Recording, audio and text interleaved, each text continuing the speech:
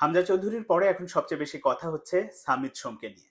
Canada প্রবাসী বাংলাদেশি বংশোদ্ভূত player এবং তাকে বাংলাদেশ জাতীয় দলে পাওয়া যাবে কিনা, পাওয়ার সম্ভাবনা কতটুকু, এ নিয়ে নানান রকম আলোচনা হচ্ছে। তো সেই সম্ভাবনা নিয়ে কথা বলার আগে সামিতকে নিয়ে আমার একটা অভিজ্ঞতা আছে, সেই অভিজ্ঞতাটা আপনাদের সঙ্গে একটু শেয়ার করি।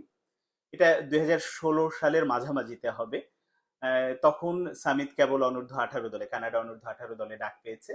ওই সময় আমি একটা রিপোর্ট করেছিলাম। তখন বাংলাদেশ ফুটবল ফেডারেশনের সাধারণ সম্পাদক আবু নাইম সোহাগ ছিলেন, তার একটা ইন্টারভিউ করেছিলাম এবং তাকে বলেছিলাম যে আপনারা যদি আসলে উদ্যোগ নেন এবং তার সাথে কথাবার্তা করেন এবং কথাবার্তা বলেন, তার পরিবারের সাথে কথাবার্তা বলেন, তাহলে আসলে এই ছেলেটাকে কিন্তু বাংলাদেশ জাতীয় দলে পাওয়া সম্ভব। তিনি তখন সানন্দে ইন্টারভিউ দিয়েছিলেন, জেনেছিলেন। তারপরে আর কোনো খবর নেই। ওই যে তার সাথে যোগাযোগ করা কিংবা কোনো উদ্যোগ নেয়া, কোনো কিছু আমি দেখিনি এবং সেই ব্যাপারটা এখনো ফুটবল ফেডারেশনের মধ্যে বিদ্যমান। এটা আমি সবসময় বলি যে আচরণে আসলে ফুটবল ফেডারেশনে কোনো চেঞ্জ হয়নি। এখন আসি সামিতের সম্ভাবনা নিয়ে, এই মুহূর্তে আসলে বাংলাদেশে পাওয়া যাবে কিনা। আমি তো বললাম 2016 সালের ঘটনা, এর মধ্যে অনেক বছর কেটে গেছে। সামিত অনূর্ধ্ব 18 মানে কানাডা অনূর্ধ্ব 18 দলের পরে 21-এ চান্স পেয়েছে, 23-এ চান্স পেয়েছে, এমনকি কানাডা জাতীয় দলের হয়ে দুটো ম্যাচ খেলেছে, বারবাডোজ এবং আইসল্যান্ডের বিপক্ষে। সব মিলে সেটা 2020 সালে কানাডা জাতীয় দলে মানে খেলেছেন ম্যাচ সামিত।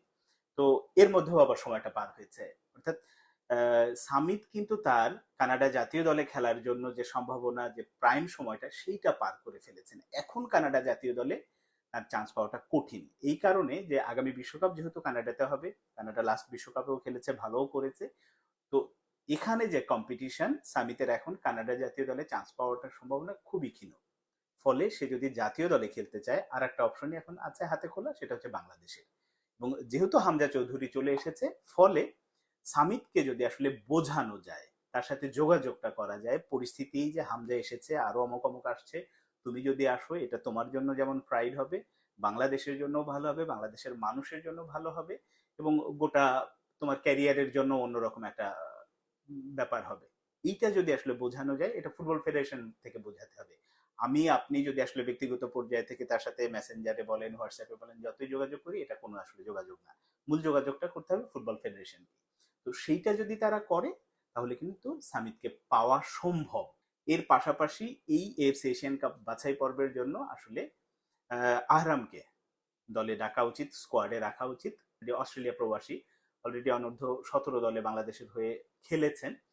সেখানে আমরা দেখেছি তার সক্ষমতা আছে, তার ওই প্রতিভা আছে, তিনি জাতীয় দলকেও রিপ্রেজেন্ট করার মতো আসলে তার অ্যাবিলিটি আছে। বয়স হয়তো আপাত দৃষ্টিতে কম মনে হতে পারে, কিন্তু আমরা এএফসি এশিয়ান কাপের বাছাই পর্বে যে ম্যাচগুলো দেখেছি, সেখানে আমার কাছে মনে হয়েছে লোকাল প্লেয়ারদের একটা সিন্ডিকেটের কারণে ছেলেটা ঠিক মতো নিজেকে মেলে ধরতে পারেনি, কিন্তু তার সক্ষমতা আছে এই কারণে।